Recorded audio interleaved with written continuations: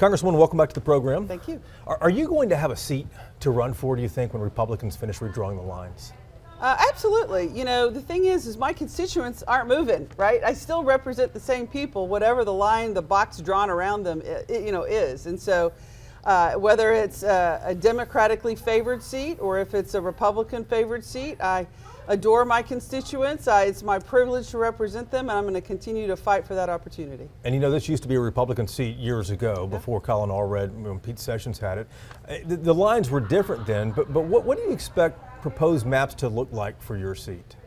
Well, you know, there's a lot of versions out there. You know, right. Everyone has become an expert map maker, and every single map version is different. You know, I kind of look to the Cook Reports map a lot. Dave Wasserman, he's a lot of experience in redistricting and knows data really well. But the reality of it is Republicans are going to have a really hard time redistricting all of these Democrats out of Dallas County. And you think so? I do. I think it's because, you know, there's a whole bunch of us and there's a lot of people voting. You know, I won my election by almost 24 points. You know, Jasmine Crockett wins hers by over 30 points. Mark Vesey wins his in the same margin. So obviously we have a lot of folks voting Democrat in our districts, and to make that big of a shift, to take a Democratic seat that wins by 24 into a Republican-leaning seat, that means you're going to have to materially weaken all of the Republican seats around us in order to do that. And we're just going to have a bunch of competitive races if the Republicans choose to do that. You're testifying on Monday in Arlington. What do you plan to tell the House committee?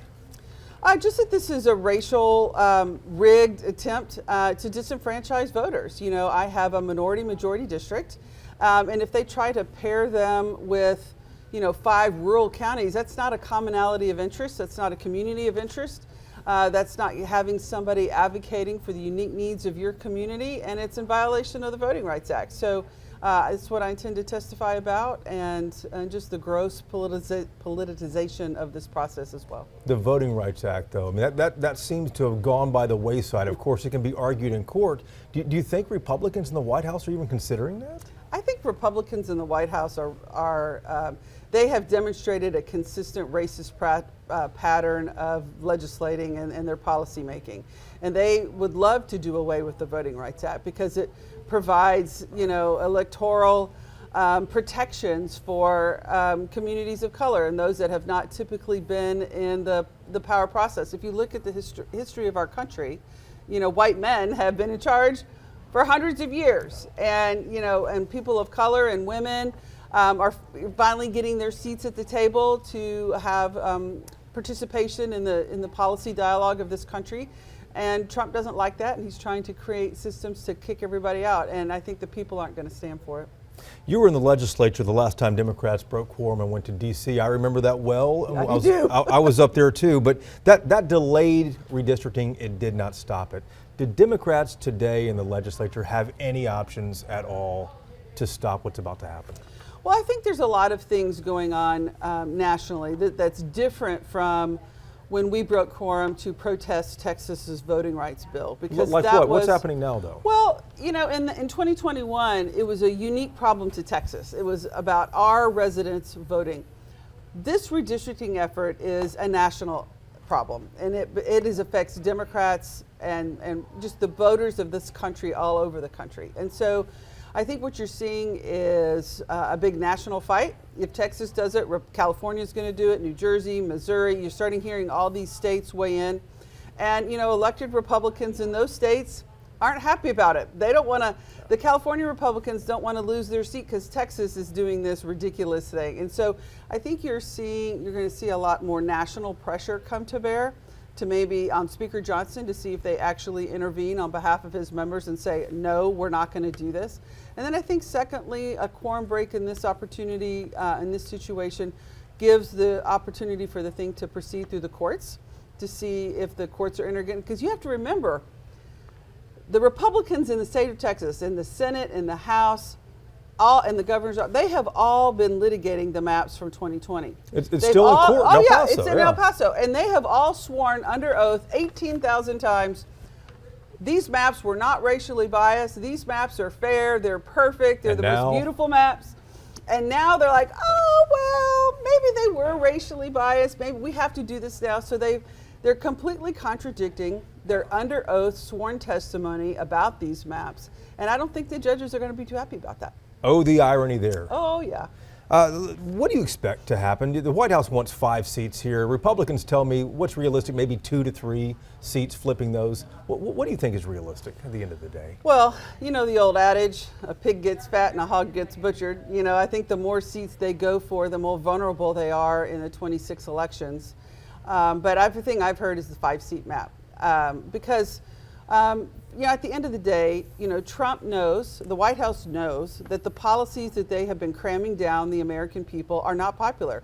They don't like all the Medicaid cuts. They don't like the SNAP cuts. They don't like the snatch and grab of U.S. citizens and throwing them into a detained center and off to another country. The complete obliteration of due process. The people are not happy with what they're doing, and they know that they're going to lose at the ballot box in 26. So they are doing everything they can to rig the elections to try to minimize that out. And they don't care about the individual Republican members and the individual people of the seats. They're just counting seats and numbers. How concerned are you? You know, I'm not, I mean, I'm concerned, obviously. I'm concerned for our democracy. Very concerned about that, about what's happening, about the disenfranchisement of voters. But for me personally, you know, if I have the opportunity to run for a seat, great. But, you know, I'm going to be fine either way. This isn't about Julie. This is about our national democracy and what our country is going forward. And that's the most important thing. State lawmakers are looking for ways right now to address the deadly flash floods. You were on the Homeland Security Committee in D.C. Right. Is there a federal role at all to play in what we saw? Absolutely. You know, the federal government needs to do its job. You know, this emergency response is a multi-level of government approach. The federal government has to do its job. One of the things is information. We have to have a robust National Weather Service, robust NOAA. We have to have all the pieces in place to provide the notification down to the lower levels. And what we've seen is the Trump administration fired the meteorologists who were responsible for coordinating and communicating the information. So, I mean, you can't, if the local officials don't get the information to hit the siren button, then their siren button isn't going to get hit. And so this is we've seen that with the floods, there was all kinds of problems at every level. You know, the state government, Abbott denying local grants, the local you know, leaders slow in requesting the information and the response and not wanting to accept money from the Biden administration, which was ridiculous. And it's an abdication of their responsibility to their Money's constituents. Still green. I mean, come on. Right. I mean, whoever it is in office should not dictate whether or not the funds and the policy is going to benefit your community. That's ridiculous. And so, yeah, I think the federal government has a significant role. Especially with safety. Yes, and then FEMA response. Here. You know, we're the national coordinator. We coordinate because a lot of these disasters are multi-jurisdictional. Right. You know, they don't just hit one county, they hit multiple counties, they hit multiple states. Yeah. And the federal government has a definite role. Before I let you go, I want to ask you about a bill you filed, the Access to Home Ownership Act. And this gives renters credit for paying on time. You know, so when they buy a house, they're ready for that, you know, they get credit for that, for paying all that rent on time. What is the genesis of this? Well, you know, we have a housing crisis in Texas, in North Texas, and in this country. And we have a huge barrier of access for people who are renters to go into home ownership and fulfill that American dream, you know. And so what this bill does is it creates pathways to develop credit, a credit rating, and credit security, and requires mortgage companies to consider a timely, accurate payment history on the rental process as an ability to pay under home ownership. And people are really excited about it. I think this is a great fix. One of many things that we can do to address the problem, and I'm really thrilled that we thought of it and we filed it, and we're going to get it passed. How did you think of it, though? Just talking to folks, you know, you hear when you actually get out and talk to people, and you listen to their stories of what's a struggle for them, and they think, you know, I'm a renter, I can't get my credit history up to buy a house, and you think, well, we can fix that, and we're going to do that. And this would affect millions of Texans. Oh yeah, for sure. It's going to affect millions of people across the country just to be able, because, you know, in my district alone, 62% of my constituents are renters. Wow. And so I don't think people realize just how much of the population here in North Texas are renters versus homeowners. And we want to create pathways of opportunity for home ownership if they choose to want to go down that path. Not everybody wants to own a house, but for those that do, we want to create that opportunity and keep our housing market robust. One last question here. Let me ask about the big news of the day. Democrats are Democrats now pushing to get the Epstein Files released. Should President Biden have done more to try to get those unsealed? Yes, Merrick Garland should have released the Epstein Files. Absolutely. You know, I think that the Biden administration dropped the ball on that, and they should have released them. They should be released now. The public deserves transparency.